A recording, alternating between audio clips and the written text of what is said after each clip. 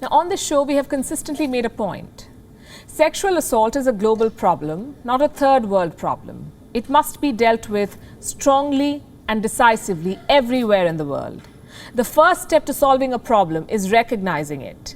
But the moment you talk of rape culture, the West wastes no time in pointing the finger towards India. In 2018, for example, the BBC declared that India's rape culture was, quote unquote, shows no signs of abating. The next year, The Guardian announced that India's rape culture is growing.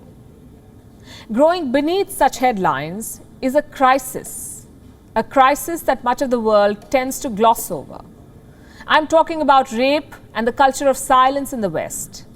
Not too long ago, we told you about the rape culture in British schools, how girls were bullied into sharing intimate pictures, how they were groped, molested, sent explicit photos by male classmates.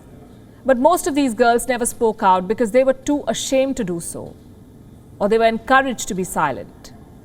Now, something similar is happening in the United Kingdom's military. And tonight we'll tell you about the toxic, sexualized and male-dominated culture in the UK's armed forces, and how most of these stories are drowning in the culture of silence. In March 2020, a Lieutenant Colonel named Diane Allen stepped down over alleged discrimination. She spoke about how a senior male officer had tried to force himself on her. She spoke to a British publication. This is what she said. I'm quoting from what she said. This chap had been quite persistent in the bar. I made my excuses. He followed me. He tried to physically block me from going into my room. I hit him with my elbow on the side of his head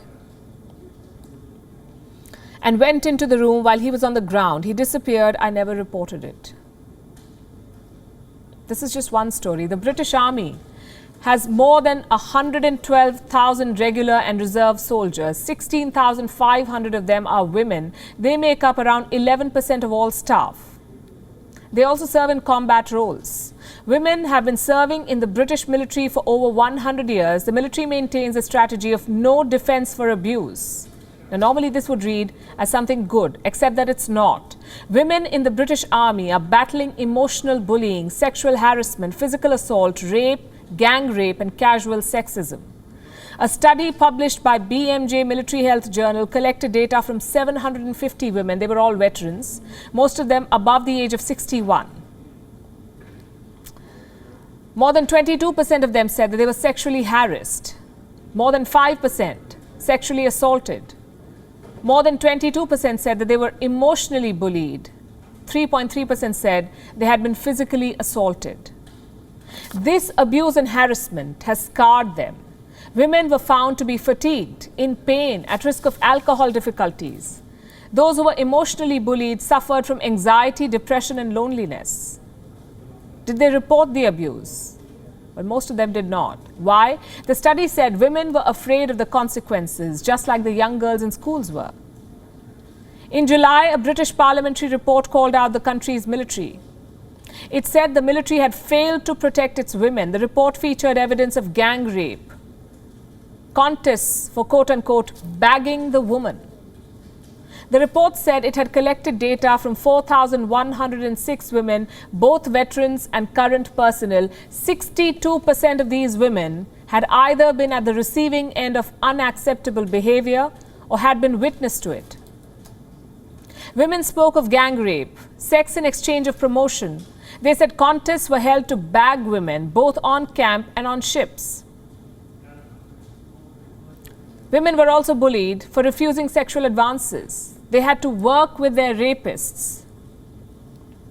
Some women said overseas war zones were safer for them than the military accommodation. Let me repeat this. Overseas war zones were safer for women than their own military accommodation. Again, women did not complain about this. Well, those who did rated their experience as extremely poor. Reports talk about military seniors brushing cases of abuse under the carpet. Take a look at data from the UK government. Between 2015 and 2020, the average conviction for rape in regular courts is around 34%. In military courts, it is 16%, almost half. In 2019, for example, the military courts heard 57 cases of sexual assault.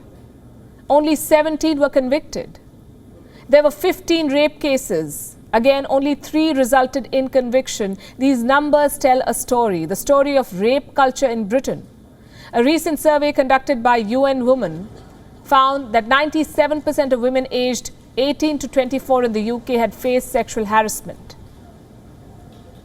This culture has penetrated schools and army camps, and the Parliament knows about it. Parliamentary reports say women have lost faith in the complaint system. The military also knows about it. But what are they doing about any of this? How can a country trust an army to protect them when it can't protect its own women personnel? How is a country supposed to trust lawmakers who are sitting on such appalling data and not really doing much about it? A woman soldier's biggest enemy today is her own camp, within her own ranks. WION is now available in your country. Download the app now and get all the news on the move.